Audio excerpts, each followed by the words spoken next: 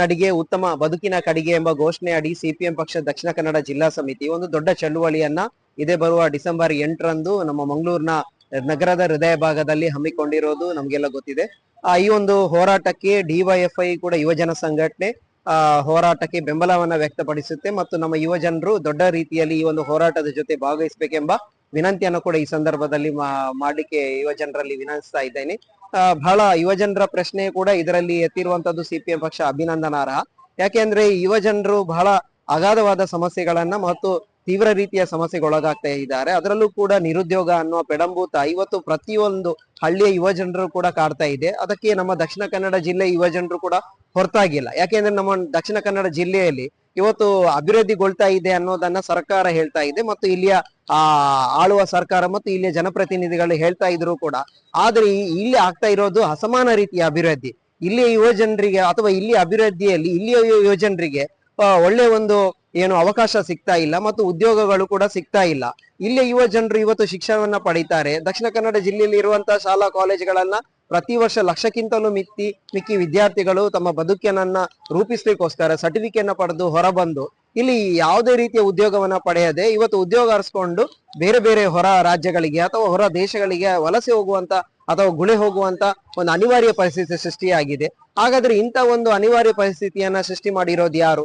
ಆಳುವ ಸರ್ಕಾರದ ತಪ್ಪಾದ ನೀತಿ ಮತ್ತು ಇಲ್ಲಿಯ ಅಭಿವೃದ್ಧಿಯಲ್ಲಿ ತುಳುನಾಡಿನ ಅಭಿವೃದ್ಧಿಯಲ್ಲಿ ತುಳುವಪ್ಪೆ ಮಕ್ಕಳಿಗೆ ಒಂದು ದೊಡ್ಡ ಪಾಲನ್ನ ಕೊಡುವಲ್ಲಿ ಸರ್ಕಾರಗಳ ವೈಫಲ್ಯತೆಯಿಂದಾಗಿ ಇಲ್ಲಿಯ ಯುವ ಜನರಿಗೆ ಉದ್ಯೋಗದಿಂದ ವಂಚಿತರಾಗಿದ್ದಾರೆ. ನೋಡಿ, ದಕ್ಷಿಣ ಕನ್ನಡ ಜಿಲ್ಲೆಯಲ್ಲಿ MRPL ಅಂತ ದೈತ್ಯ ಕಂಪನಿ ಇದೆ. 100 SEZ ನ ಒಳಗಡೆ 100 ಕಂಪನಿ ಇದೆ. ಇವನು ಒಂದಷ್ಟು ಕಂಪನಿಗಳು ಹರಿದು ಬರ್ತಾ ಇದೆ. ಆದ್ರೆ ಅಲ್ಲಿಯ ಅಭಿವೃದ್ಧಿಯಲ್ಲಿ ಅಥವಾ ಅಲ್ಲಿಯ ಕೈಗಾರಿಕೆಯಲ್ಲಿ ಯುವ ಜನರಿಗೆ ಎಷ್ಟು ಉದ್ಯೋಗ ಸಿಗ್ತಾ ಇದೆ ಅಥವಾ ಇಲ್ಲಿಯ ಅಭಿವೃದ್ಧಿಯಲ್ಲಿ ಯುವ ಜನರಿಗೆ ಎಷ್ಟು ಉದ್ಯೋಗವನ್ನ ಅವಕಾಶ ಮಾಡಿಕೊಡ್ಲಾಗ್ತಾ ಇದೆ?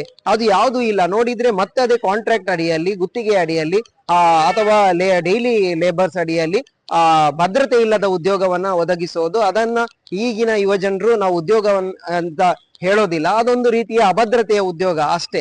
ಹಾಗಾಗಿ ನಮ್ಗೆ ಭದ್ರತೆಯುಳ್ಳ ಉದ್ಯೋಗ ಬೇಕು. ಮತ್ತು ಇಲ್ಲಿಯ ದಕ್ಷಿಣ ಕನ್ನಡ ಜಿಲ್ಲೆಯಲ್ಲಿ ವಿವಿಧ ಸರ್ಕಾರದ ಇಲಾಖೆಗಳಲ್ಲಿ 100 ಹುದ್ದೆ, 1000 ಹುದ್ದೆ ಖಾಲಿ ಬಿದ್ದಿದೆ. ಆ ಹುದ್ದೆಯನ್ನ ಈಗ್ಲೂ ಕೂಡ ಭರ್ತಿ ಮಾಡ್ಲಿಕ್ಕೆ ಸರ್ಕಾರ ಕೈಗೊಳ್ತಾ ಇಲ್ಲ.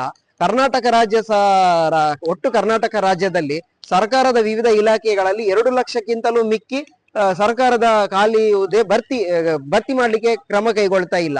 ಅಂದ್ರೆ ಅಗಾಧ ಪ್ರಮಾಣದಲ್ಲಿ ಸರ್ಕಾರದ ವಿವಿಧ ಇಲಾಖೆಗಳಲ್ಲಿ ಹುದ್ದೆ ಖಾಲಿ ಬಿದ್ದಿದೆ. ಅದು ಕೂಡ ಓಬಿರಾಯನ ಕಾಲದಲ್ಲಿ ಮಂಜೂರಾದಂತಹ ಹುದ್ದೆಗಳು.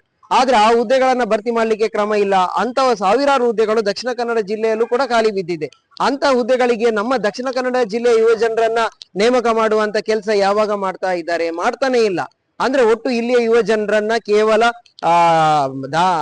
ಅಪನಂಬಿಕೆ ಸೃಷ್ಟಿ ಮಾಡುವಂತ, ಮತೀಯ ಕಲಾ ಮಾಡುವಂತ ಗಲಾಟೆಗಳಲ್ಲಿ ಹಚ್ಚುವ ಕೆಲಸಗಳನ್ನ ಇಲ್ಲಿಯ ಜನಪ್ರತಿನಿಧಿಗಳು ಮತ್ತು ಆಳುವ ಸರ್ಕಾರ ಮಾಡ್ತದೆ ಹೊರತು ಅವರಿಗೆ ಒಂದು ಉತ್ತಮ ಭದ್ರತೆಯನ್ನ ಬದುಕನ್ನ ಒದಗಿಸುವಂತ ಕೆಲಸನ ಮಾಡ್ತಾ ಇಲ್ಲ. ಹಾಗಾಗಿ ಯುವ ಜನರಿಗೆ ಒಂದು ಭದ್ರತೆಯುಳ್ಳ ಬದುಕನ್ನ ನಿರ್ಮಾಣ ಮಾಡ್ಲಿಕ್ಕೆ ಸರ್ಕಾರ ಮುಂದಾಗಬೇಕು. ಜಿಲ್ಲಾಡಳಿತ ಆ ನಿಟ್ಟಿನಲ್ಲಿ ಇವತ್ತು ಸಿಪಿಎಂ ಪಕ್ಷ ಎತ್ತಿರುವಂತ ಏನು ಉದ್ಯೋಗ ಸೃಷ್ಟಿ ಮಾಡಿ ಮತ್ತು ಕೈಗಾರಿಕೆಗಳನ್ನ ಪ್ರಾರಂಭ ಮಾಡಿ ಪ್ರತಿ ವಲಯಗಳಲ್ಲೂ ಕೂಡ ಕೈಗಾರಿಕಾ ವಲಯಗಳನ್ನ ನಿರ್ಮಾಣ ಮಾಡಿ ಮತ್ತು ಇಲ್ಲಿ ಸ್ಥಾಪನೆ ಆಗುವಂತಹ ಕೈಗಾರಿಕೆ ಆಗ್ಲಿ ಅಥವಾ ಇಲ್ಲಿ ಆಗಿರುವಂತಹ ಅಭಿವೃದ್ಧಿಯಲ್ಲಿ ಇಲ್ಲಿಯ ದೊಡ್ಡ ಪಾಲನ್ನ ಇಲ್ಲಿಯ ಯುವ ಜನರಿಗೆ ಕೊಡ್ಬೇಕು ಅನ್ನೋದು ನಮ್ಮ ಪ್ರಬಲವಾದ ಬೇಡಿಕೆ. ಆ ಬೇಡಿಕೆಯನ್ನು ಇಟ್ಕೊಂಡು ನಮ್ಮ ಯುವಜನ ಸಂಘಟನೆ ಕೂಡ ಈ ಹೋರಾಟಕ್ಕೆ ಬೆಂಬಲವನ್ನ ವ್ಯಕ್ತಪಡಿಸಿದೆ.